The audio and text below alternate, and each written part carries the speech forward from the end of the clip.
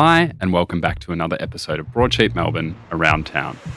I'm Nick Connellan, Broadsheet's Publications Director, filling in for Katja Vakdal. If this is your first time here, don't forget to hit the subscribe button so that you never miss an episode.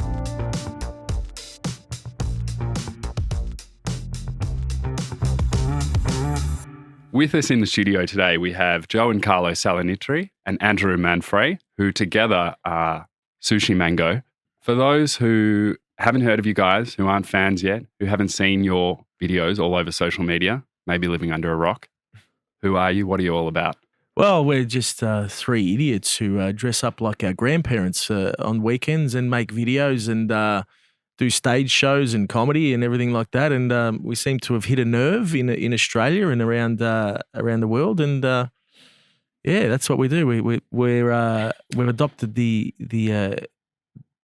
name of comedians, I guess, in Australia. We've been going for about 8 years now in total. I mean, but the last 3 or so years, there's been a bit more growth, and especially in the last tour that we did, our last national tour, we did a lot of different parts of Australia, but we did a lot of arenas. I don't know if you've heard, but we've done we've broken the record for 3 Rod Laver arenas. Joe loves telling everyone. He loves telling everyone. I would too. Hey, house record. Try to keep a lid on it, but you just really trying to be modest, but it's difficult when you got. He's got a really big head. I apologise. Fair enough. Okay.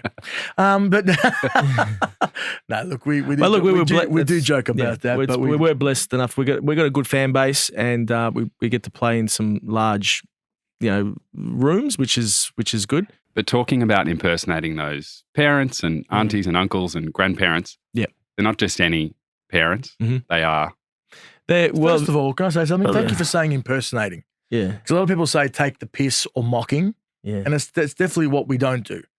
We do impersonate and we do honour these people that we play. Yeah. Because they're very dear to us. They're people that have been with us, around us all our lives, some still with us, some not. Mm-hmm. So thank you for saying that. Yep. Imitation is the grandest form of flattery. So that's how we would like to look at it. That's true. We do 2 Rod Laver arenas. I don't know if I told you. Shut up, please. Sorry. Guy. It's 3. You said 2, man. No, I said 3. Oh, did you? Okay. Make sure it's clear on 3. It was 3. Yeah. No, but we're of Italian descent, so we typically act out as Italians. We've got some Greek characters as well. Joe's married to a Greek, and I'm married to a Lebanese, and I'm half. She's half English, half Italian. Andrew's wife is half Italian, and so we reenact our parents, grandparents, aunties, uncles, that's what we do. You know what the funny thing is although, like Carlo said, it's predominantly Italian-based characters, but they're relative to any culture really who came to this country or left their original country. So even though they're predominantly Italian characters, we all grew up in the same living room. We never really say any Italian words. That's right. Yeah. We tried to keep it generic so that everyone could get involved. And we get a lot of fans that are Asian, that are Indian, that even not even part of Europe, just part of the immigrant that came to the country. Like Carl always says, is if you got hit with a shoe growing up, you'll understand. Yeah. You'll understand. You guys grew up in Bentley East, right? Yeah. Yes. Which is not what I think of as a traditional Italian area. I think more, Carlton, Brunswick, the inner north. Yeah. Were there a lot of Italian families around, and you? There were, but I think we think there were because we didn't grow up in Laylaw.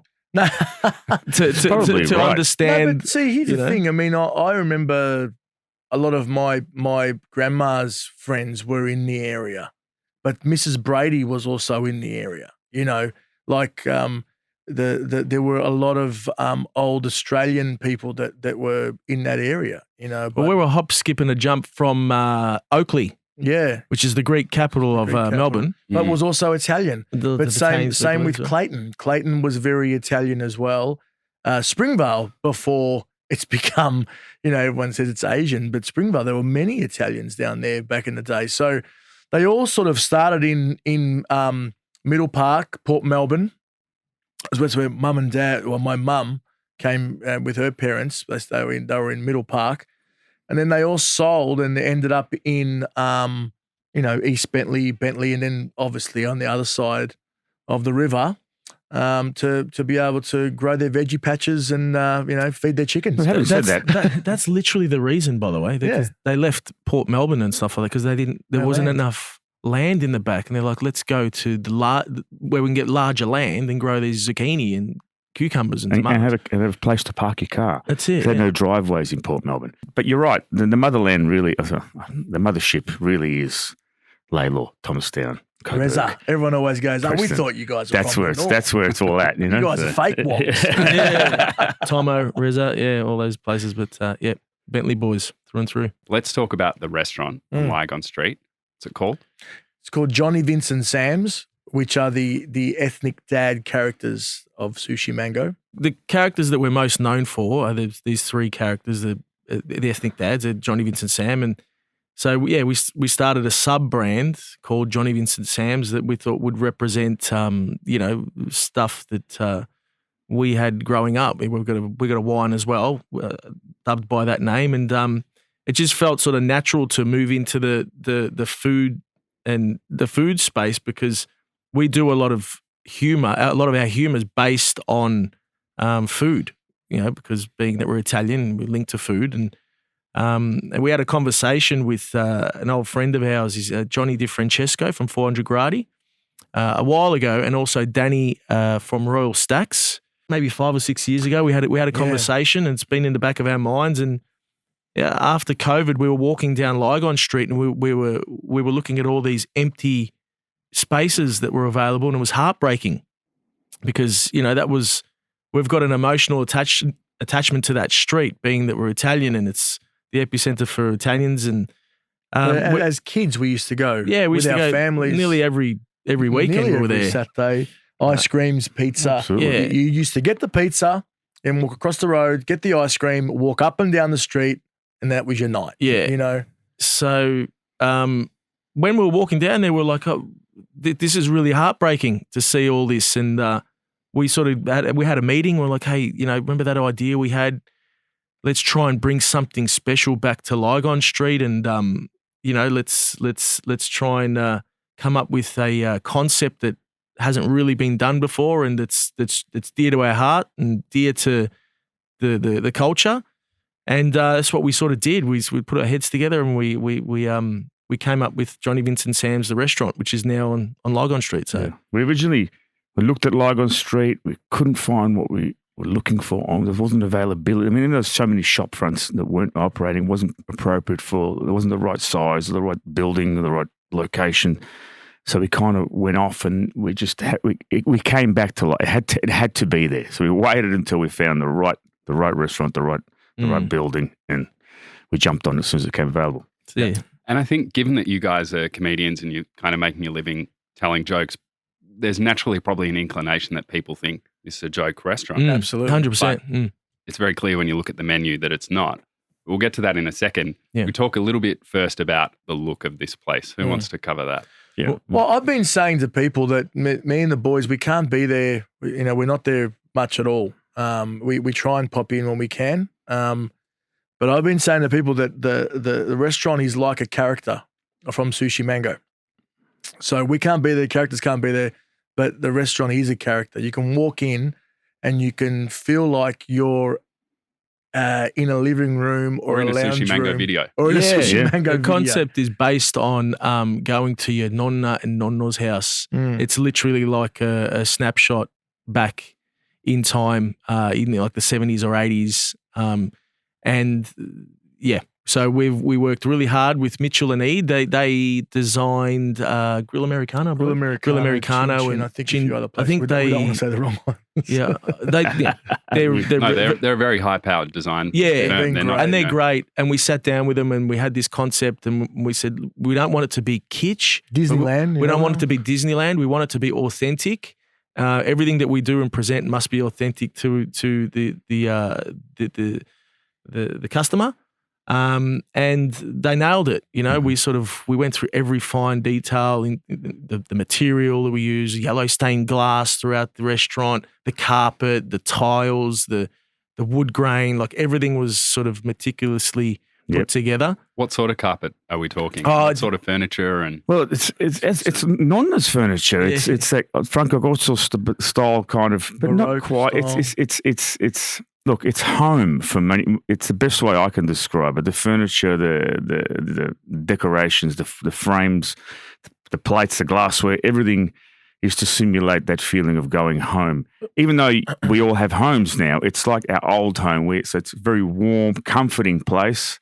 And as soon as you walk in there, I do, and everyone says, "Oh, look at the frame. I used to have that in my kitchen. Or look at that clock, or look at the carpet, or look at the plastic on the tables." And the concept in itself, when you talk about it, shouldn't work. But when it came all together, it works fantastically, and it's just a beautiful place to go. Franco Gozzo is a good way to describe it, though. I think half the furniture in there is they probably a lot of the picture frames too. We sort of made sure that we picked the right ones, like there was always the Last Supper, or there was a crying boy, or there's a lady on a tree that everyone had in their house, you know what I mean? Or a fruit painting of some sort.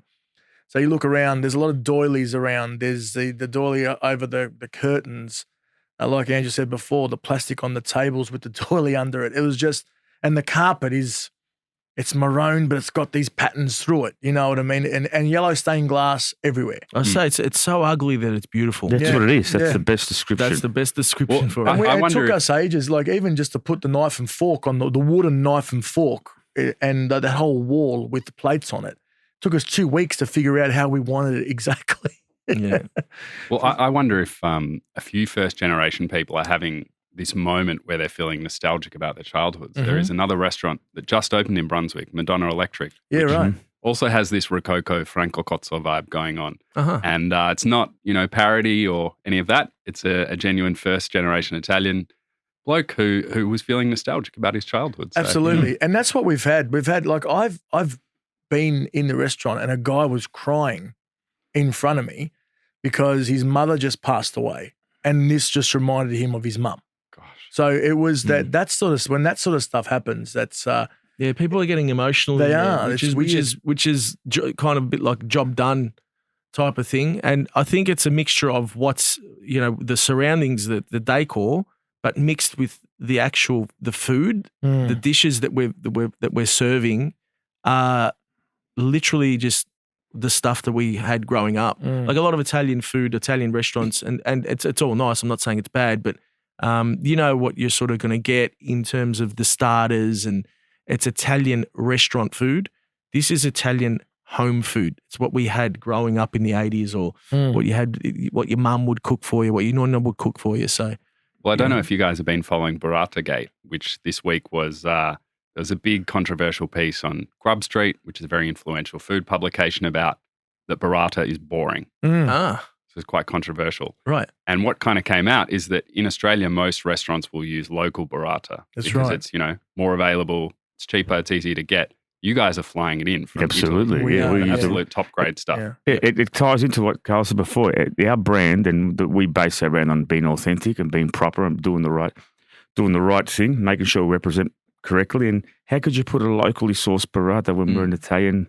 Nonna didn't give us the. Well, Nonna used to make her own. Nonna used to make her own, you know what I mean? So we had to make sure it was the best of the best. The half the issue again was you wanted to open up a restaurant. It has to be authentic. It can't be like a faster pasta. Otherwise, remember faster pasta La Porchetta. or whatever. No offense to those. No offense to that, but it couldn't be like that. that because people will come once, get their little kitsch fix and leave. This is a genuine, proper, solid restaurant that offers, great culinary experience. And we can't, take that credit for that, because Johnny, and his team have been doing great things for a long time with the Grady Group, and we're just very lucky to have them part of our partners. Well, that's why we got in business with them. It's like we don't know, how to cook or anything all like we that. said was we want pasta with broccoli. We want the cotoletta, but how Mum used to make them, small, put 2 or 3 on a plate, but they got to be crumbed the right way, and with the parmesan, this, that, the other. So we want that feeling of that real home style, But obviously in a restaurant environment, you know. And I did notice on the menu, there's a lot of people's names on there, you know. Yeah. The cotoletta, the arancini, I think, was another one that had someone's name. I think it's Angela's arancini. I'm not sure. Carmela's cotolette. Yeah. You've got Sam's Spezzatino, which is a dish. You've got Giuseppina's gnocchi. Yeah. These are all the names of our characters, by the way. Yeah. So we thought we'd put them in there as well. And there's a couple little cheeky, like there's a pizza that's, I think it's called yeah, but you can't say it. We can't say it. For the beep vegetarian. Yeah. But, you know, it's all a nice play and a nice sort of just a reminder that, you know, you're in a nice, fun, friendly place, but also be able to, you know, grab yourself some beautiful food. Yeah, and there's a pavlova from next door as well that I saw. Well, the thing is, we like pav, and we're like, how are we going to? They wouldn't typically make pav, the Italians, but the neighbour Sharon would. So we're like, all right, Sharon, the neighbour, and the neighbour's pav. Everyone that's loves what went on pav. there. So Sharon popped over and gave the pav, and that's what's there for everyone to eat. So. Yeah, the best thing about it is I think I brought my parents there, my aunties, and they all gave it a tick of approval. So you know if the oldies are saying, yeah, this food's good, that we're on to something. So yeah. And what about the wine? You're serving your own wine there. Yes. Yeah, we are. We're serving our own wine there, plus some other beautiful drops. But the wine, our wine's been doing really well. We actually got to get some more, by the way. We're sort that out. So that's again been really, really lucky to be able to blend the two things together.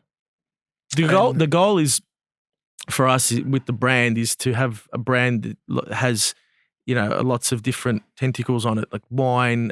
We're talking to a few people about coming up with salamis and cheeses and stuff like that, breads, biscuits, you know, restaurants, coffee. And yeah, we were lucky enough to get a deal with Dan Murphy's and BWS nationally. So we've got the Moscato and the Sangiovese, which has been going crazy there. And we're about to release another 3 lines. I think 2 Proseccos and a Prosecco, a Rosé, and tiramisu liqueur. That's the one. Tell me about that liqueur. Yeah, we can't wait. It sounds good. It's in October, right, guys? Is it October? It should be coming out. Yep, yeah, just before. What's actually in it?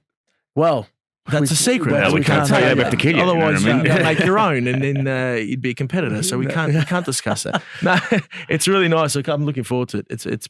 Well, the guy, I couldn't believe it's a bit naive of me, but how much goes into it? The science behind the lab that they've got at AVL. They're putting this thing together, and we're sort of sitting there with gloves and goggles, and we had Carlo was really funny with his little hat on because you know the hairnet. The hairnet, that's the one. And we're watching these guys work, and it's just like I've got to make it a bit thicker, so they're doing this and they're doing that, and calculating how to make it bigger, and it was. But yeah, no, look, we went through a rigorous sort of testing process to make sure we got everything right. Again, it has to be right, otherwise we won't put Sooshi Mango. Not going to put their name and put our backsides on the line unless it's right. We've always said the 4th member is like food. That's of Sooshi Mango because, like Carla said before, it's always in our videos. It's always what we talk about. It's always been this, bit of that. So when we got a level of fame, whatever you want to call it, people would come up to us and give us salamis. So, you know, other people would get like, you know, drugs and stuff like that. Like, hey, you want some drugs? And we're like, hey, try my cucumber, man. It's like, all right, cool. So that's where we're just linked to food. It's a part of us, a part of our DNA, part of our brand. So Johnny Vincent Sam's is an extension of that. So. And the restaurant on Lygon Street, like Carla said before, has got a lot of meaning for us, you know. And what Andrew said, we could have put it anywhere. But we just wanted to try and, not that we're the saviors of Lygon Street. It's not what we're saying, but it's like let's try and help it get back to what it used to be. You know, it hasn't over the years. It hasn't. It's dropped off a little. It's sad to see, and we want to use whatever whatever platform we have Yeah. to bring a little bit of spark back to the street because it's important. We want to make money. We just do a bunch of shows, right? Yeah. So It's a love project. It really is a passion let me tell project, you. this one. Yeah. The amount of time that's gone into it for the returns, you wouldn't do it in a million years, but we do Yeah. it because we love it. We love it, and we love to think that we can keep the spirit of multiculturalism and immigrants alive in this country, and maybe instigate some sort of revival of the street with the help of other people. You know what I mean? So, Yeah, that's right. Yeah, it's such an important part of Melbourne's story as well. That's yeah, right. Yeah. Yeah, excited to see what the future holds. Mm. Well, thanks so much for coming on the show, guys. It's been an absolute pleasure. Thank you Thanks, so man. much. Thanks for having us. Having us, It's been man. great. You have to come in for a bite. That's it for today. As always, you can stay up to date at any minute of any day at broadsheet.com.au or on Instagram at broadsheet_Melb.